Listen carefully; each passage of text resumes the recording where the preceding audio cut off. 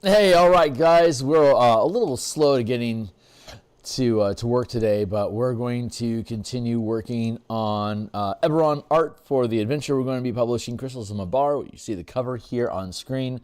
I'm going to check my signal here real quick, make sure we're coming through. Looks like that is coming through. I'm going to do a fast intro here while I do my social media posts. So give me a hot second here to get my board back on point here like that. And let's see, let's do the updates here. If you're already familiar with the channel, you can skip ahead a minute and we'll be caught up and active. But for those of us caught here and now in time space, my name is Phil Kearney. Hey, what's up? I create role-playing games, I illustrate them, I publish them online, and we're creating content for Dungeons & Dragons 5th edition, publishing on the DMsGuild. I've been a DM since 1987. I've been an illustrator since 99. I've been an Eberron enthusiast in Dungeons & Dragons since I want to say like around 2005, and I've been creating content on the DMsGuild since 2018, but I've never actually published an adventure, so this is a great opportunity for me to do that. So that's what we're doing. We're doing artwork right now for the book. I'm still working on layouts off screen, but if you think today is fun, like, subscribe, hit the bell icon for notifications and when we'll be live in the future. I stream 10 times per week. Here's the full playlist of all 408 episodes to date so far. Here's my social medias. Join up on Discord. Here's a bunch of books that we've already created for D&D 5e on DMsGuild, and here's a book cover we created around episode 40, so you can go check that. Back into it, we're working on zombies and undead in an undead army. I got a little bit of a gap over here that I think I want to nudge by moving the back line forward like that. That seems to be the best way to do that, and then take the Ugle off. Actually, probably the best course of action is going to be taking this dude and nudging him over so he fills that gap.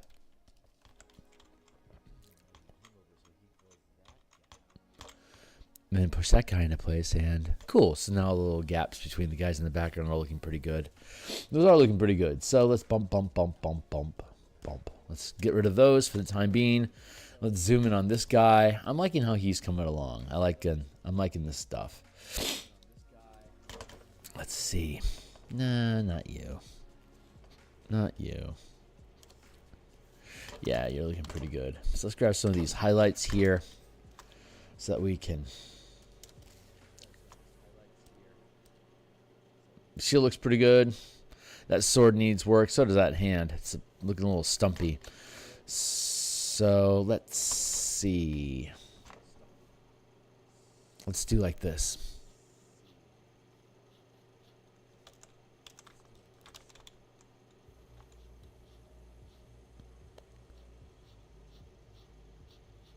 Yeah.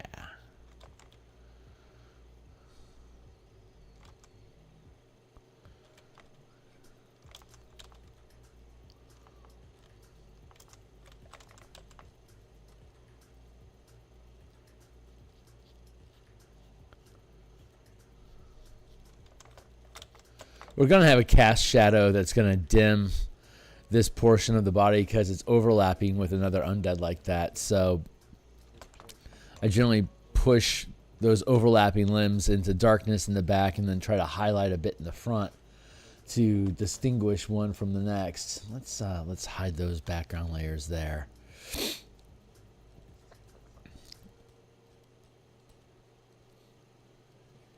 Bring this in here like that.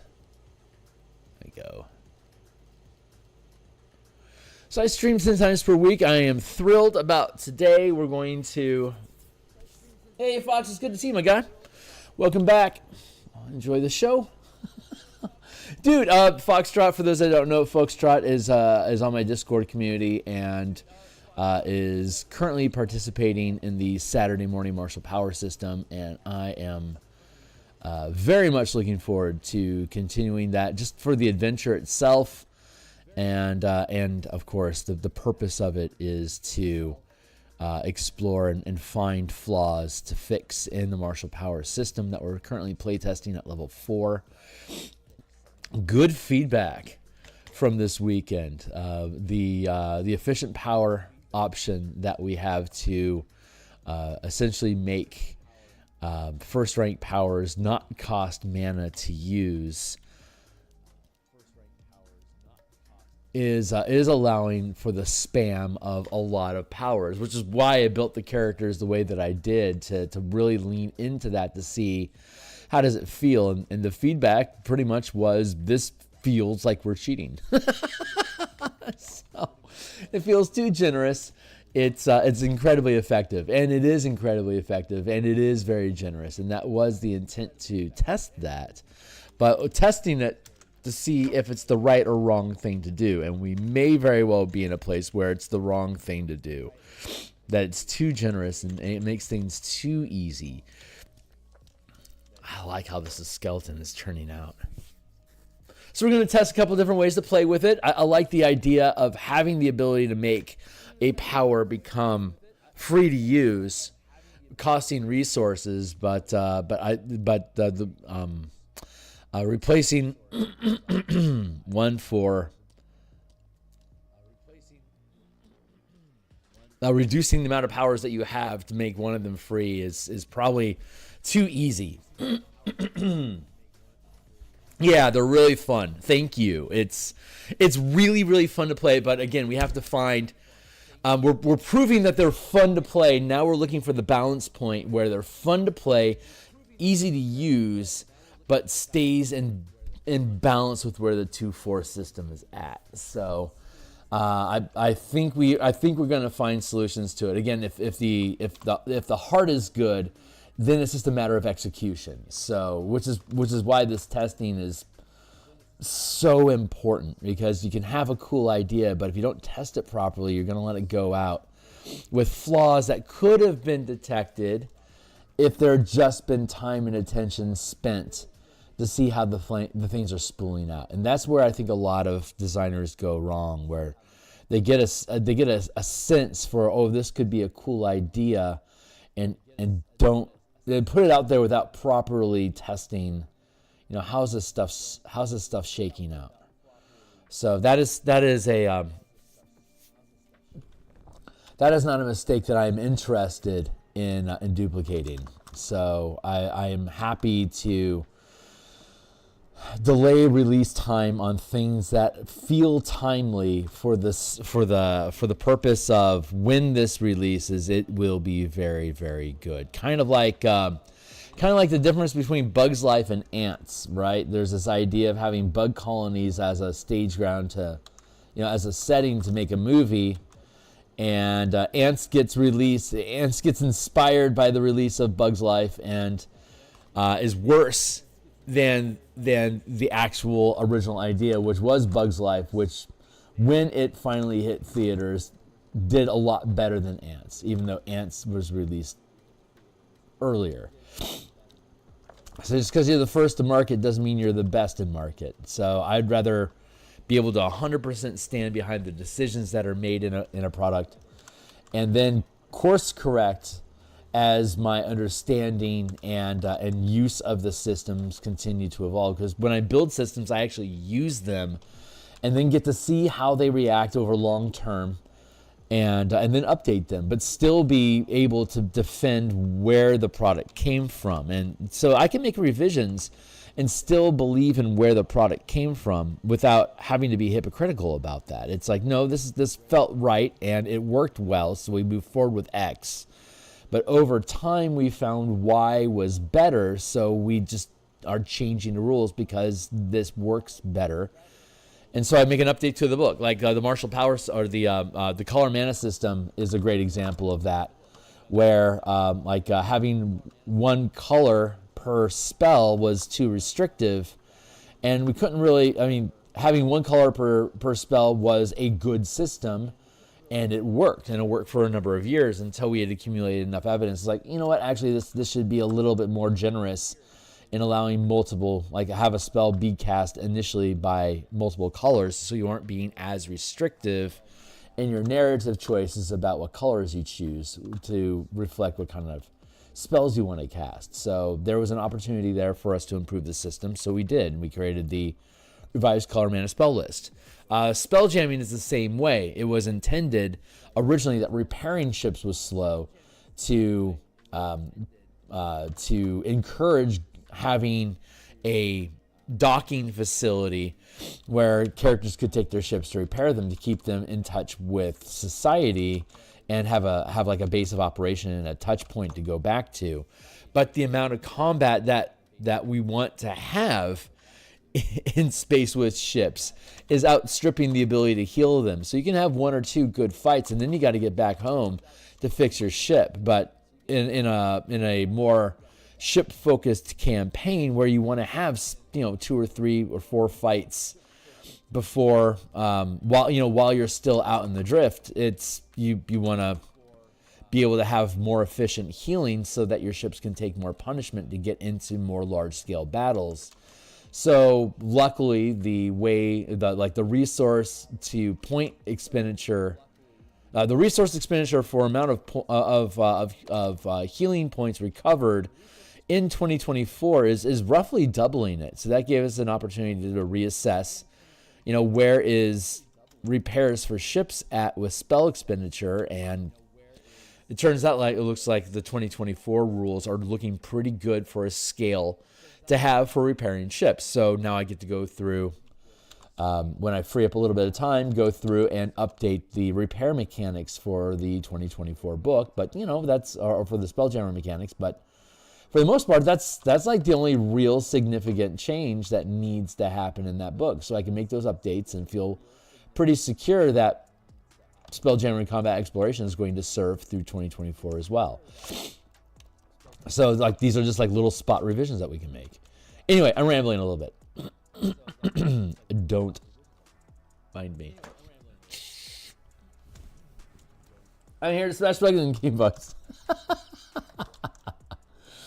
Proud to have you.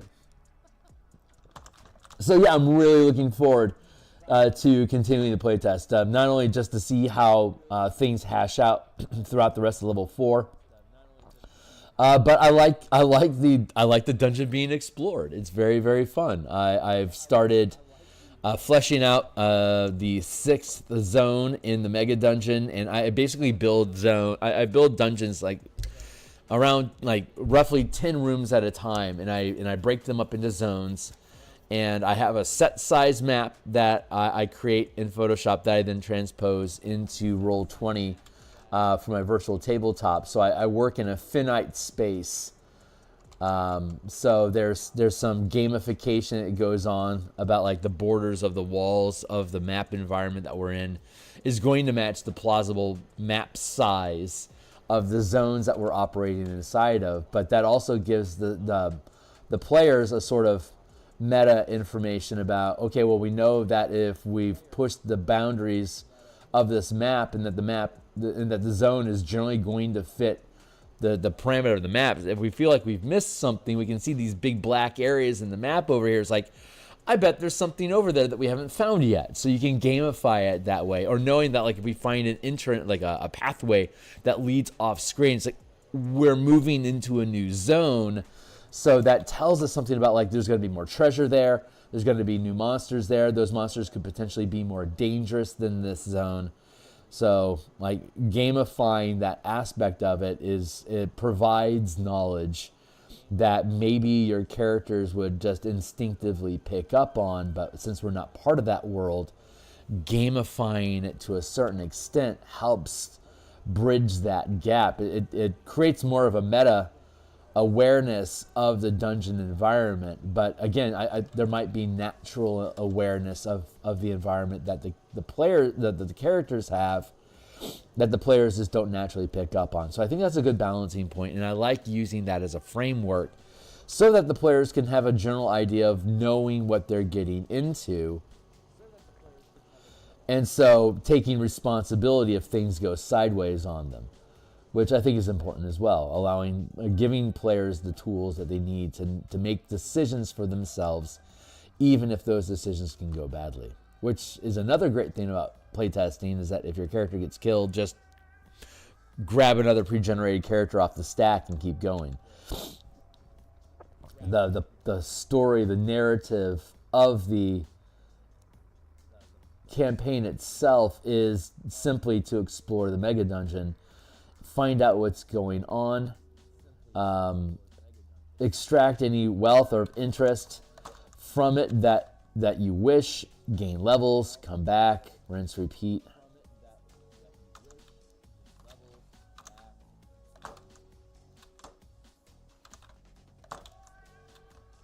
It's its own style of game.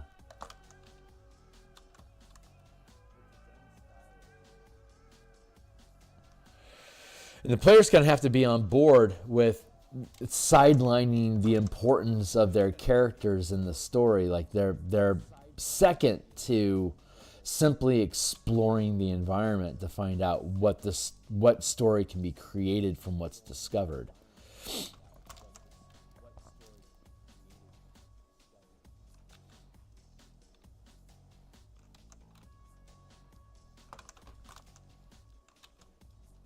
There.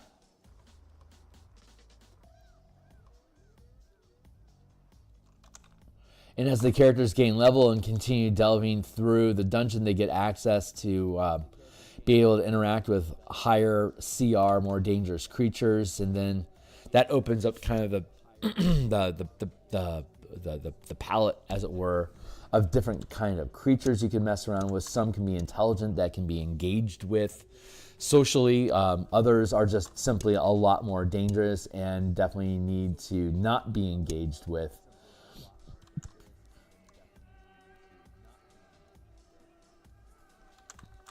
But that's fun. Like zombie and ghouls eventually get replaced with more and more powerful type of creatures. And undead is a really great default creature to get things going, because they're unequivocally evil. You can just kill them without guilt. They're like Nazis. You can just kill them. It's fine.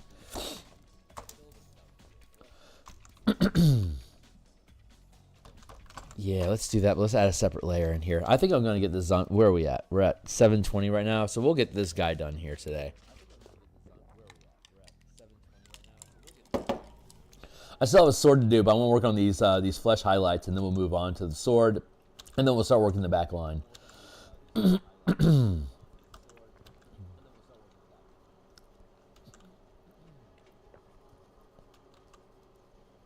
But you have to have a variety of creatures as you're going through a campaign, whether it's in a dungeon or out and abroad. Variety is important.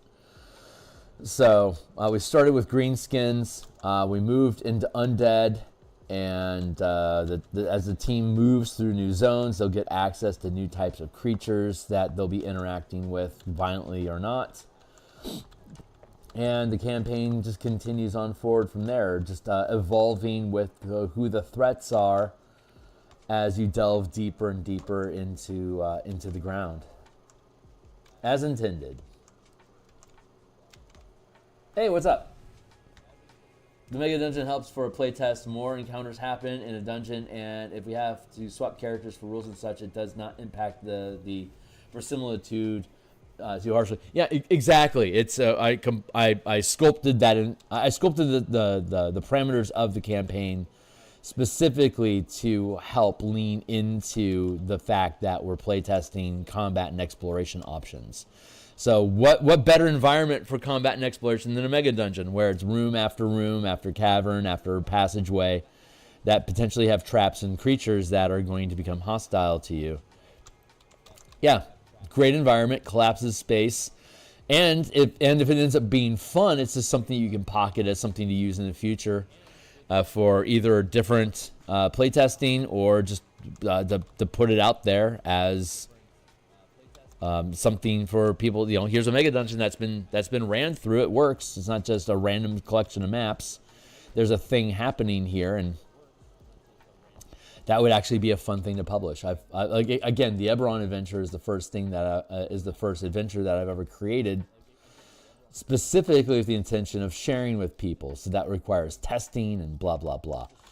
All the production bits that go on with it that we're doing here on screen right now. But I can, once I get through this process, I'll know how to do that, and I can potentially take this mega dungeon that we've been running through and put that up as, you know, if you want to use martial powers, here's a 10-layer dungeon you can run through. Go for it.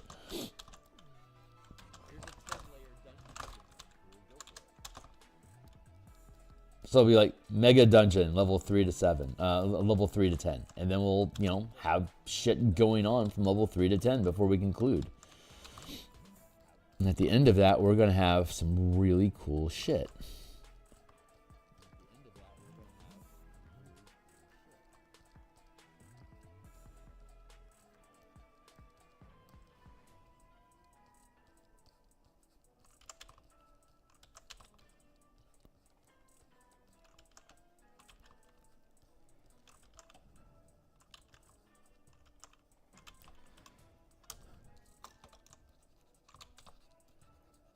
The shield's going to block light to a certain extent, so I don't want to have too much highlight going on where the shield is oriented. In fact, I want to add a little bit more shadow here to emphasize the blocking of ambient light. There we go, like that. I don't know what this tube is supposed to be leading to in its anatomy, but I like it silhouetted specifically like that. Feels gruesome.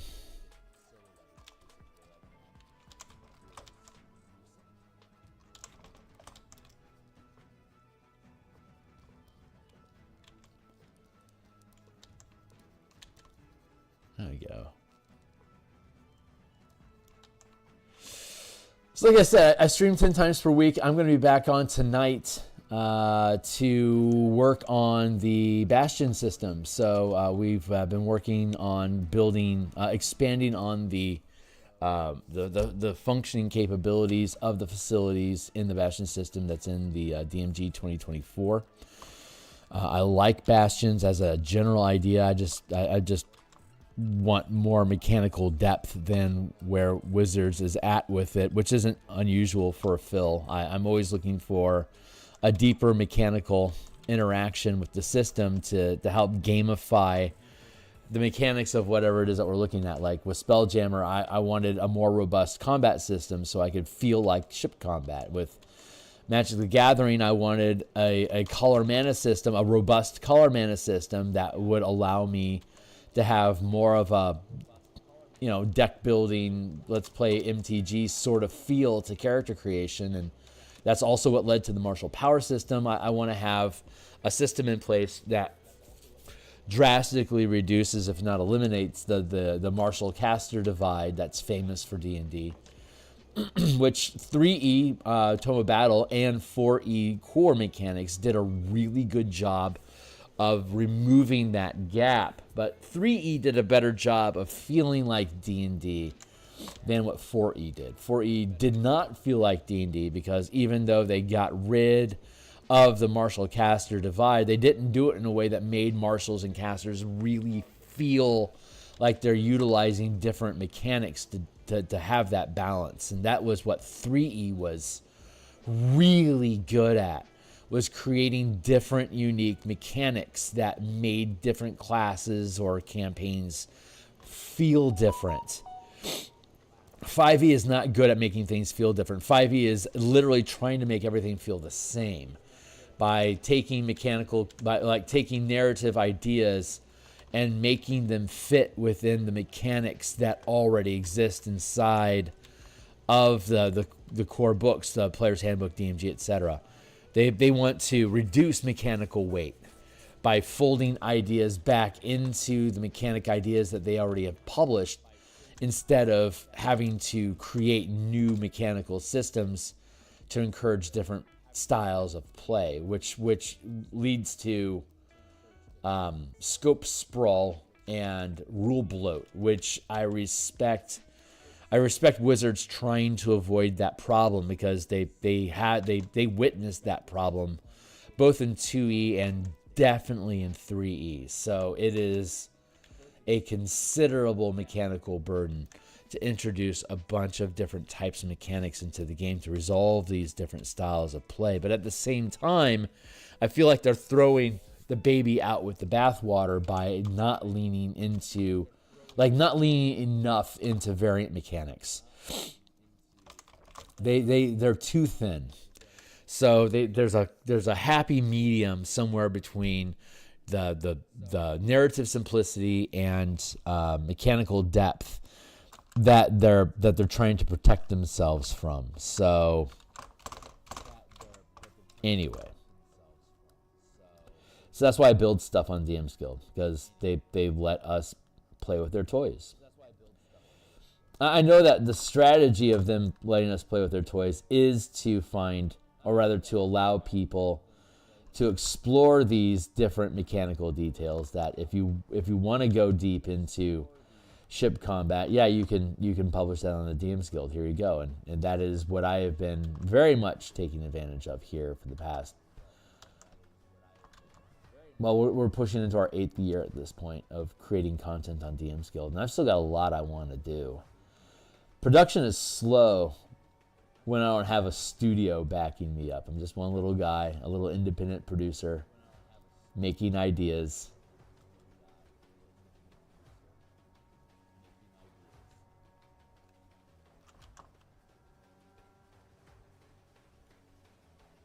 I think my main problem is exposure.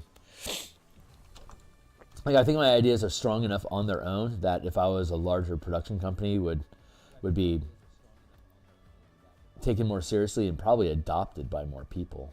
And by taken seriously, I just mean like to be able to actually notice it. I was like, oh, you're an independent creator.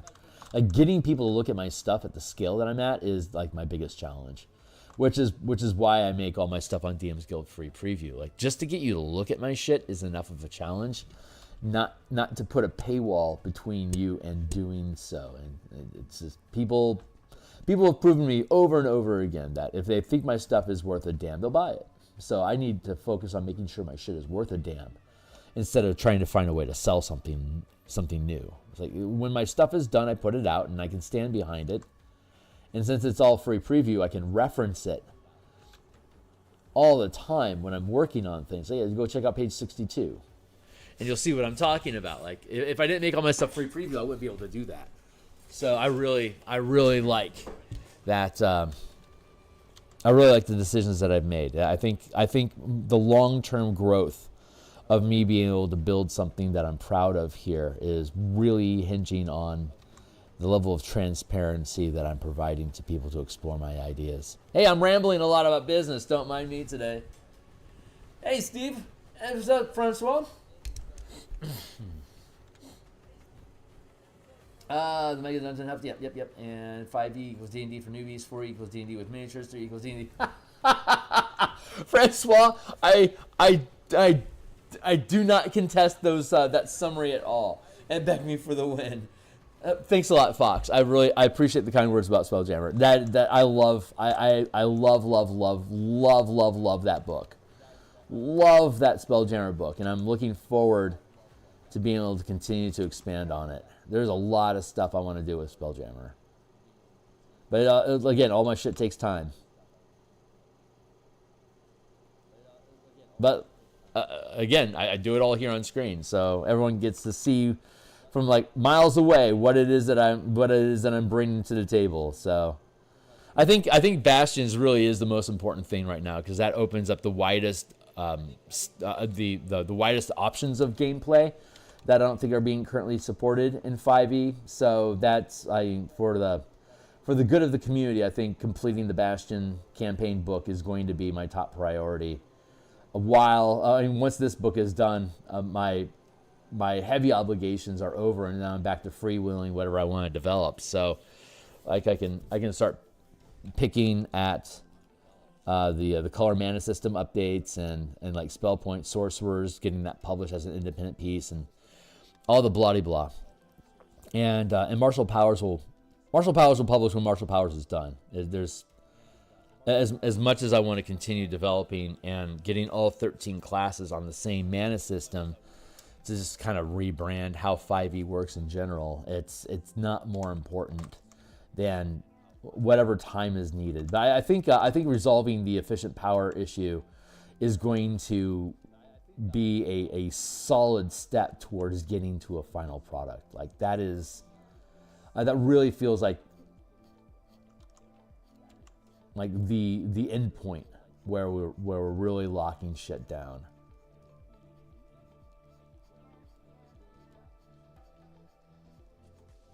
And I think in the end, I'm probably going to end up making it a sustained power. That just feels like the most obvious solution that already exists inside the system that we built.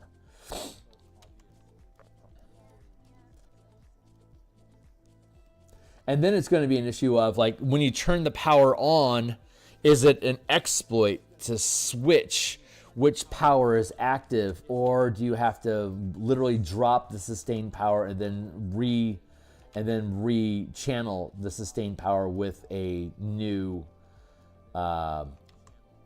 first rank power to be fed mana. So like the sustained power would generate a point of mana that can continuously feed whatever specific power you have assigned to being sustained. So I could sustain Martial Strike, for instance. So whenever I use Martial Strike, my sustained power is using the point of mana to feed that strike 1 mana. So I could use it over and over and over again for free as long as it's 1 point of mana. And then if I, at higher levels, if I want to juice it, then I just push in extra mana on top of it. Like that'd be a really cool sustained power. And then for every additional rank I put into the power, I can choose an additional power to reduce the cost for. So if by 17th level, if all I want to use is my sustained powers to juice different first rank powers, then I could still remain without using my mana pool ever. Yeah, I need to grab all this.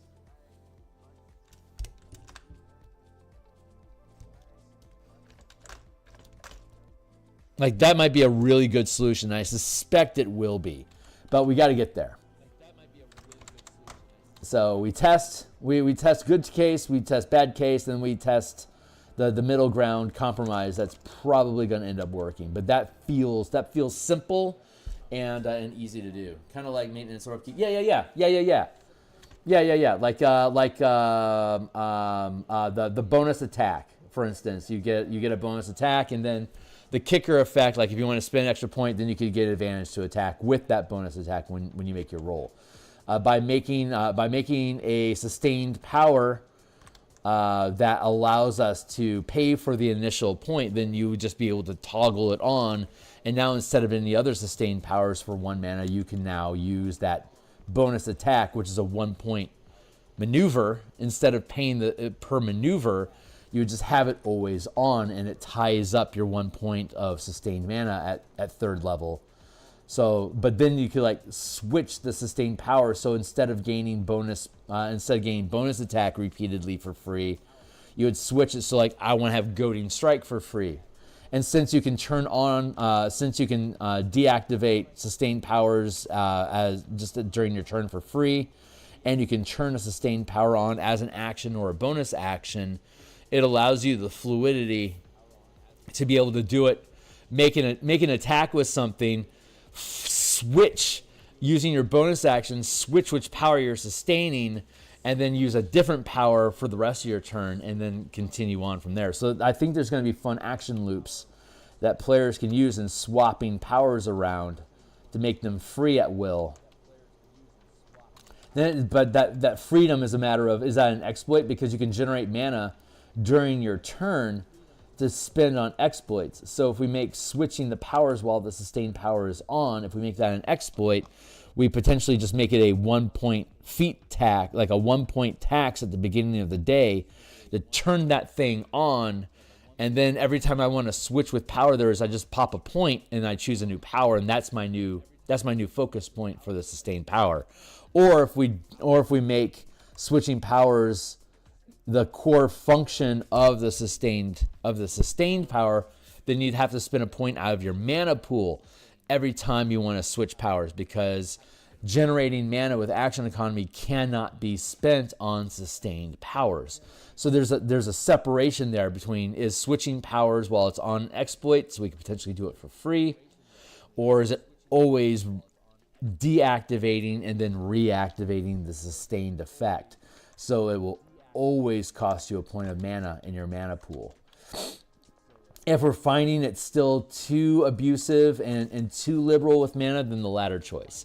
If we're finding that it's powerful, but it's taking away too much fun, then the answer would be to make it an exploit, so you can sacrifice action economy to change out your stuff, which effectively speeds up your round by switching around, like, how am I using my resources? So anyway, that's going to be our next iteration. That's going to be important. So we'll go through the rest of level 4 without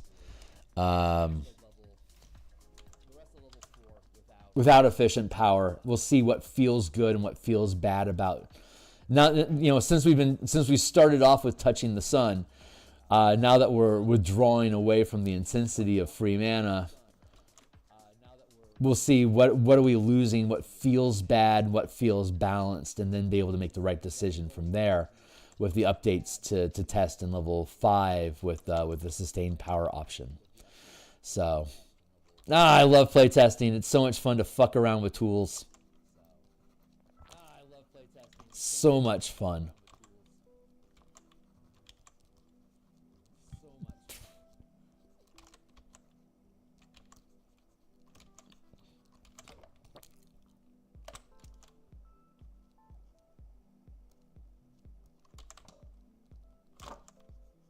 So much fun. I love this stuff.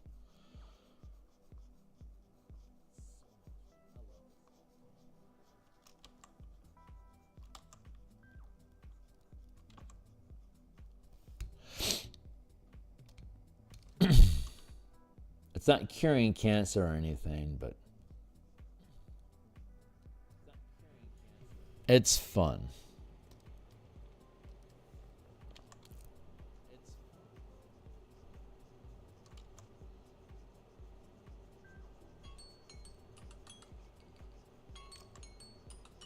All right, we still have 20 minutes. Thank you, Timely Timer.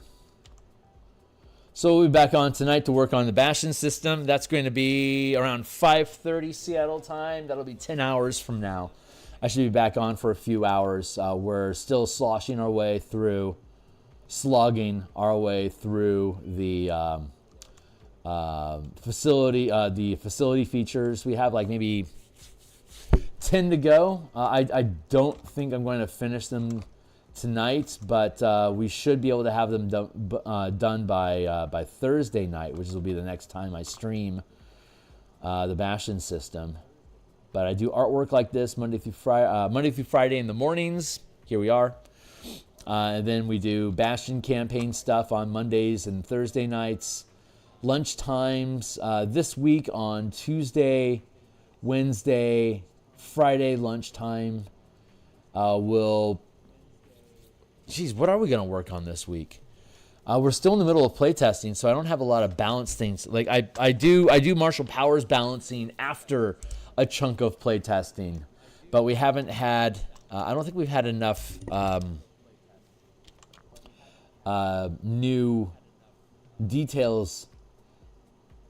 We don't have enough feedback yet for us to make any changes.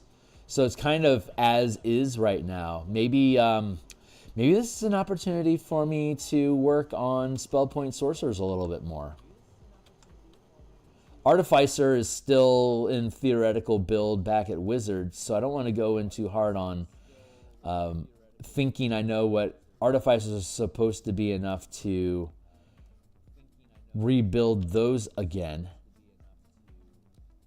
But once those gets published, I think that's going to end up being an online-only product for some reason. It just feels like it's going to be like a microtransaction on DMsGuild, kind of like on D&D Beyond, like the Eldraine monster manual that they put out, which was super cool, by the way. I really enjoyed going through that on stream and looking at the color expression. I got a little bit of better sense of what Wizards is thinking about color in D&D that way, like with saving throws and ability scores and stuff like that. That was really useful to go through that document. Plus, it was another MTG contribution, but it was also a D&D Beyond microtransaction. Like, it was $5 to get 25 monsters. And for Eldraine, for me, doing the work that I'm doing, it was worth it. If I was just a DM fetching more monsters, I do not think it would have been worth it. It was only valuable to me because of my interest in color mana in general that Eldraine is a part of. That made it a worthwhile purchase for me. But yeah, I do not think it would have been worthwhile if I had not had that just interest in general. So I suspect Warforged will be the same way. I'll be interested. You know, if I'm wrong, I'm wrong. Who cares? But if I'm right, haha. Said here first. I like that hand. So let's add our weapon in here. Ner.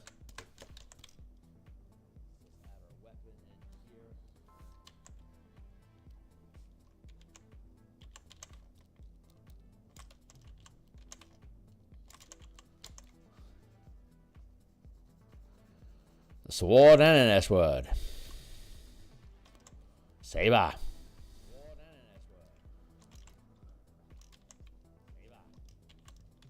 We meet again, Trebek.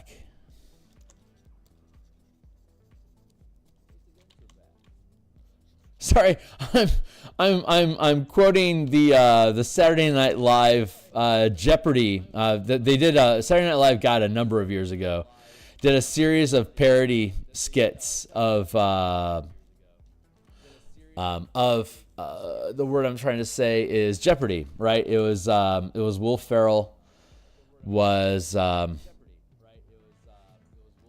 playing Alex Trebek, and I can't remember the name. I don't know the name of the actor at all.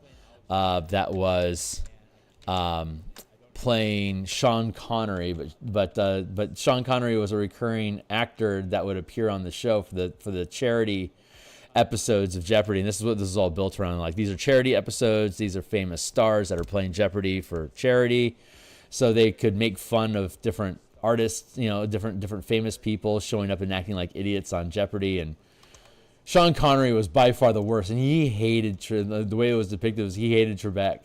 So they were. So he was constantly mocking and insulting and goading Trebek on during questions, and it was just, oh my god, it was so fucking funny.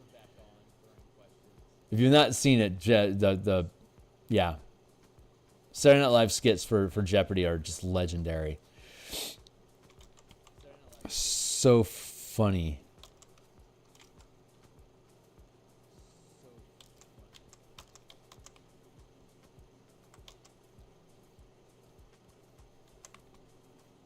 It was probably like 2010, maybe, that they did those. I don't know. Time moves weird these days. It's hard to tell. It's hard to remember, like, again, what decade we're even in. I blame the singularity, honestly.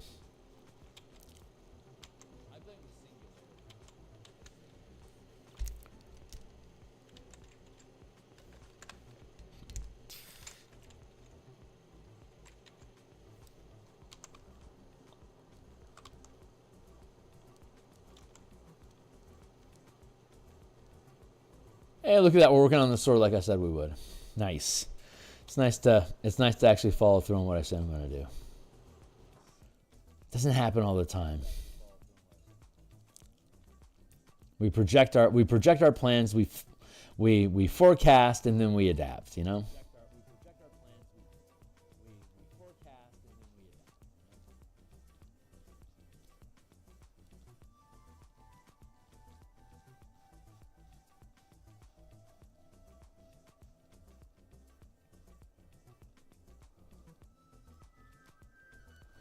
Let's get this other dude back in here. So yeah, see that a lot of that sword is just being covered.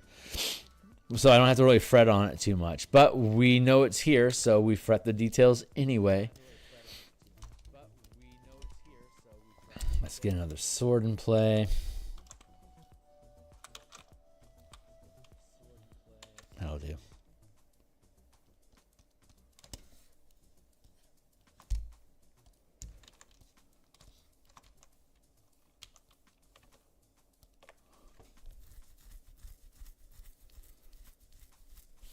That's about right.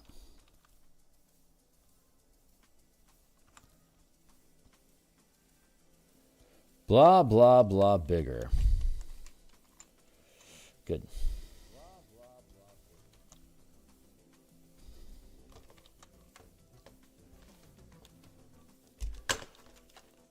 Duplicate.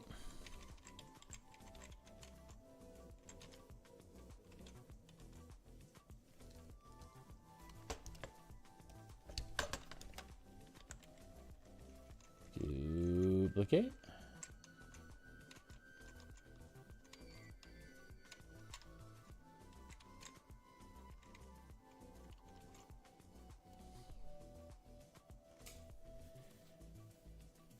There's foreshortening that needs to happen here, but before I do, let's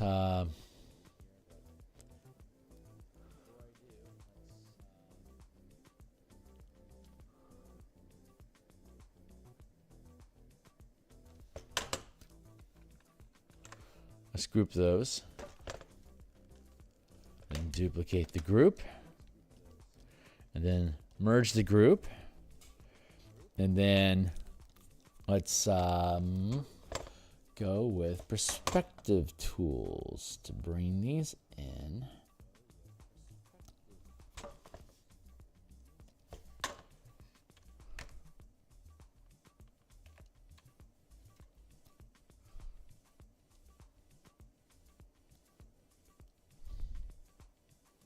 Here, and then let's use the perspective tools again to pull these in, line them up with the handle here. It still feels off, so let's use distortion.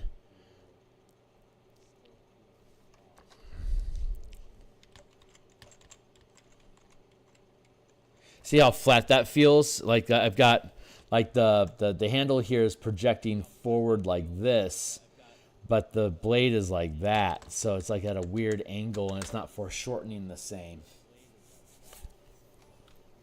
Yeah, Foxtrot, did that make sense, that explanation? Hopefully it did. Let's undo that.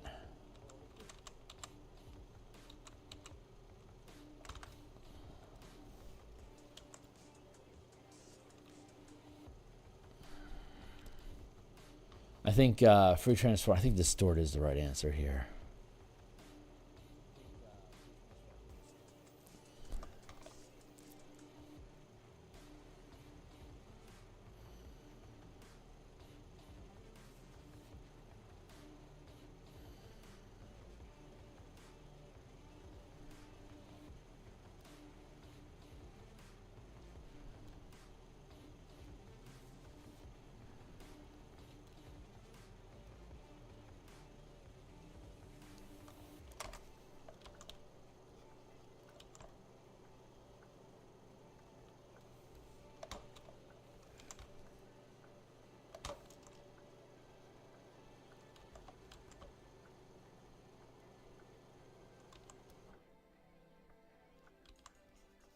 That feels good.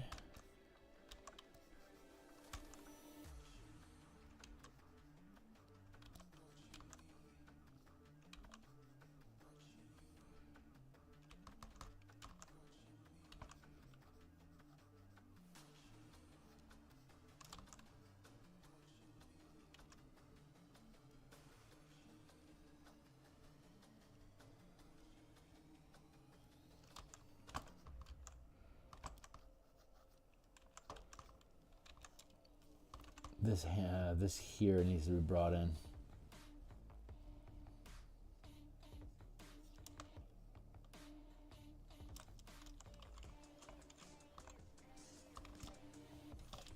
Because that foreshortening lined up.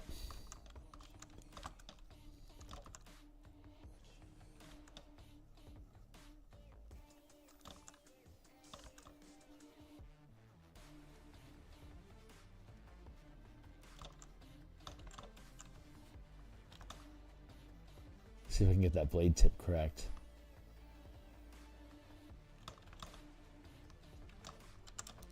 Seems like yes. Yeah, it's not bad.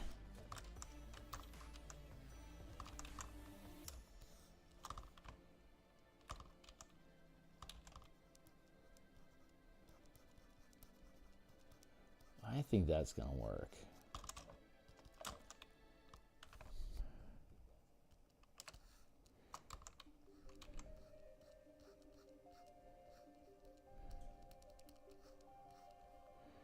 Doesn't have to be amazing, and I can always break the sword if I have too much of a perspective issue. It's so easy to cheat with Undead. So easy.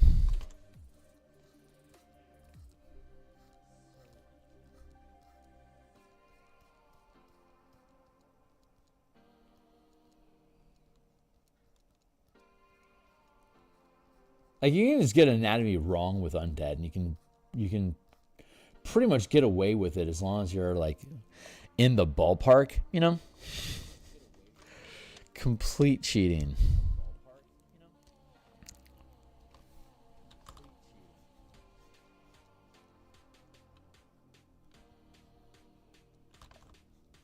It's macabre, but I'm really happy that I spent that much time on it when I was younger.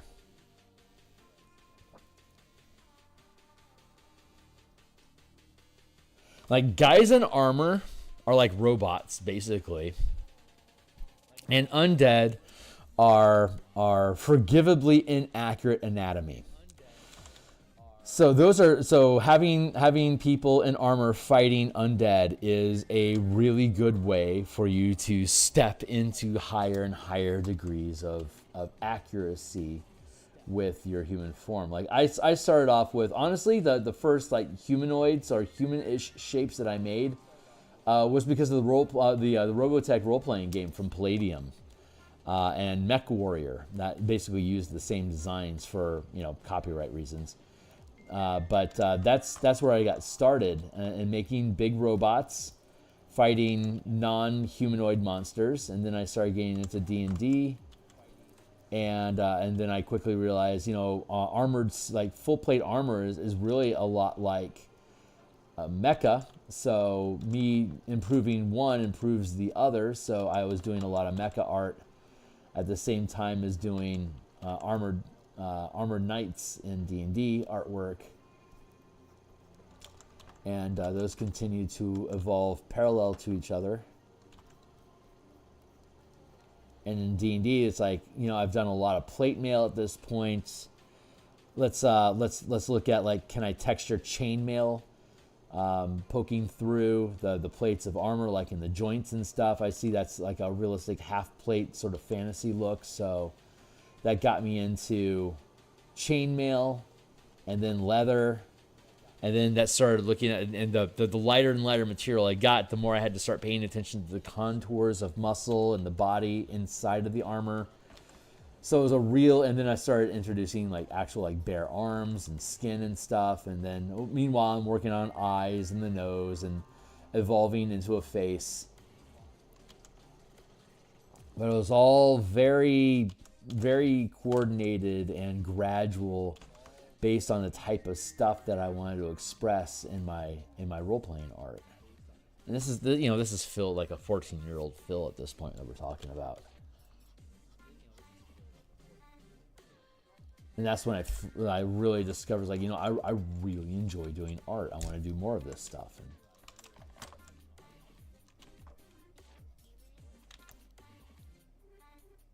it's a decent looking sword.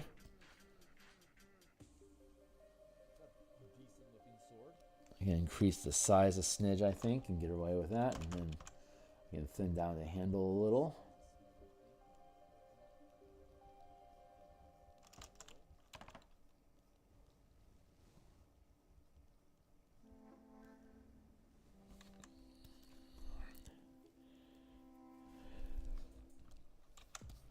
There, pretty decent.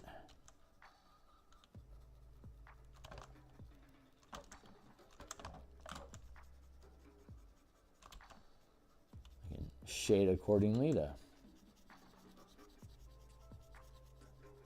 make sure that blade stands out better.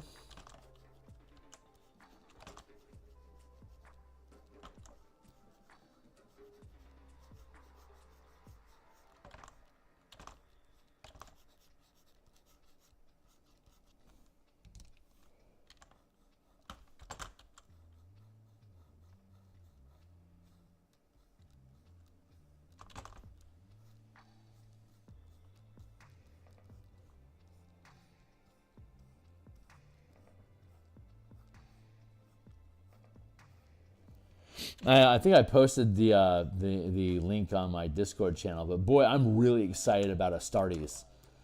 I don't know the name of the independent producer, but there's an animator that made like a 5-minute Warhammer video a couple years ago called Astartes, and it fucking slaps. And so apparently that dude got picked up to work on Secret Level, and now has been given a budget by Games Workshop to actually produce a TV show in the style of him, like the ultra aggressive,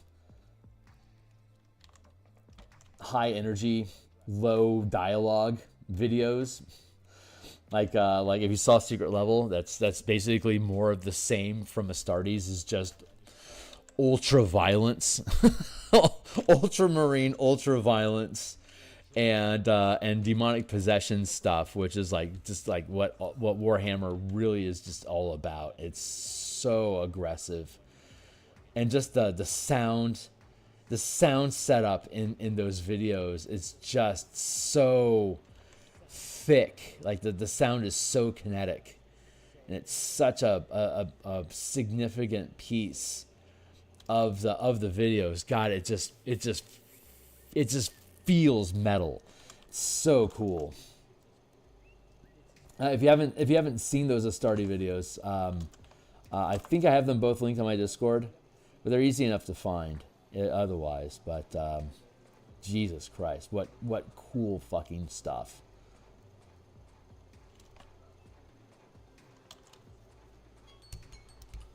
And that's my timer. So I've got like, how much time do I have left? Still got 10 minutes left. So cool. We can resolve lighting here and then move on to the back row next. So here is where we're at. We're going to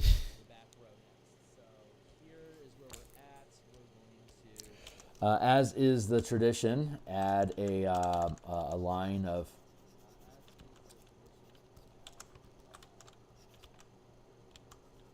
dark in here to help separate one skelly from the next.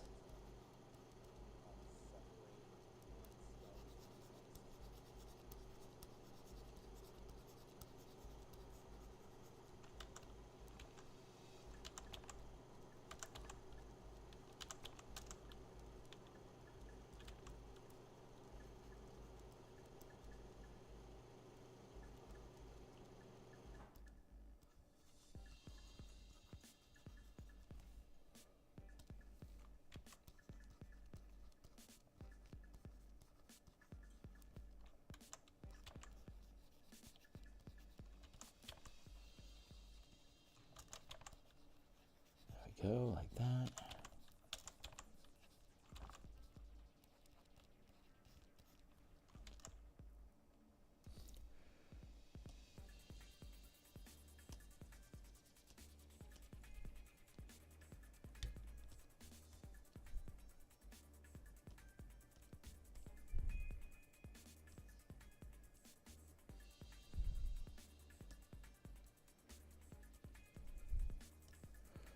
Let's go here.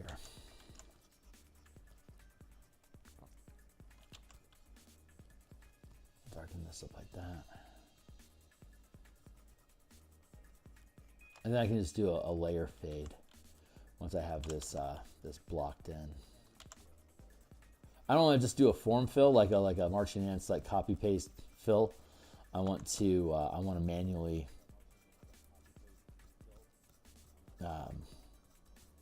manually build the gradation here.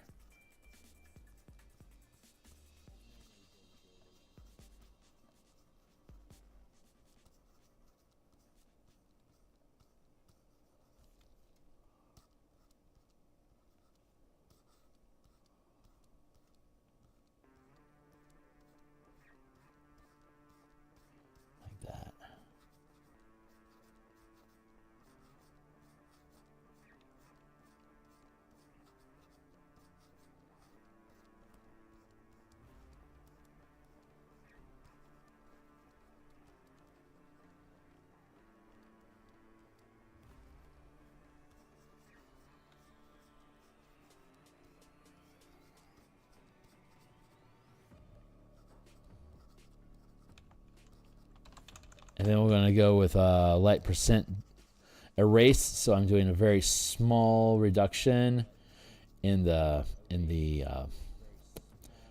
shadowing block effect. And now I can just take the whole thing and I can fade it like that. And this, we can do a similar descale like that.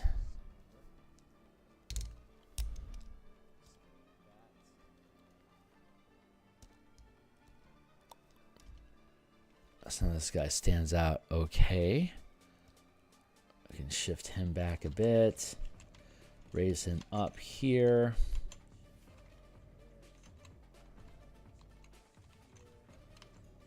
There we go.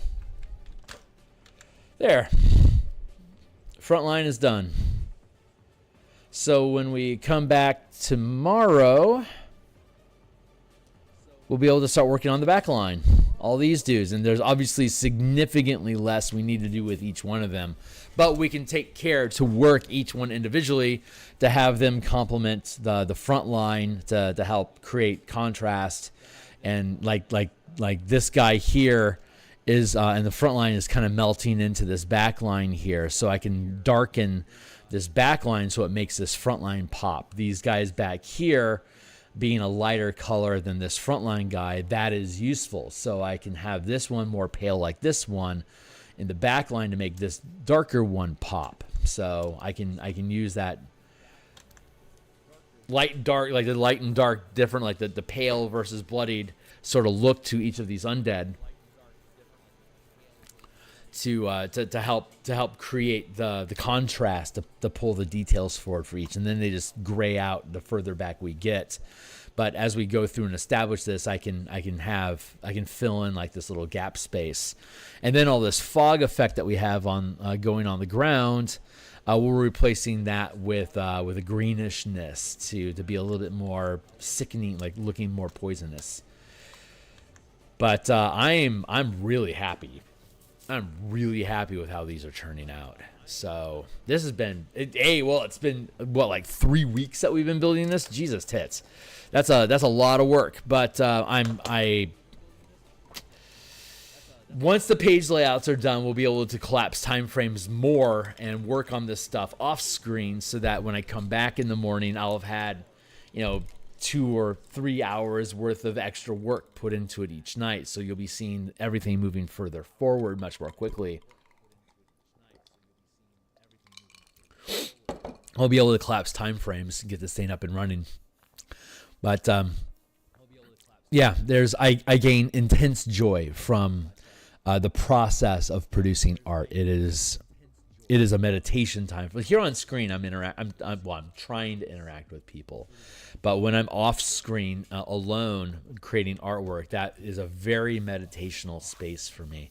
It's incredibly relaxing for me to function inside of. So I can feel my muse calling to me, wanting to go back into that space, and she knows that I can't rejoin that meditative space again until the page layouts are done. So the layouts are coming along nicely. We've got all the boss fights done. We're currently working through the cemetery. Once the cemetery is done, then it's just the general rooms and the cemetery is like 3 or 4 pages, and then the facilities, the underground facility, that's like a dozen pages, and then we have maybe like 10 pages of one of the appendices for like Appendix A is monsters. So by the time we're done with the cemetery and the facility, the monster manual will be in general release for everybody to consume. So we'll be able to upgrade the monsters accordingly there. So it's coming along, man. It is coming along in March. I'm pretty sure towards the beginning of March.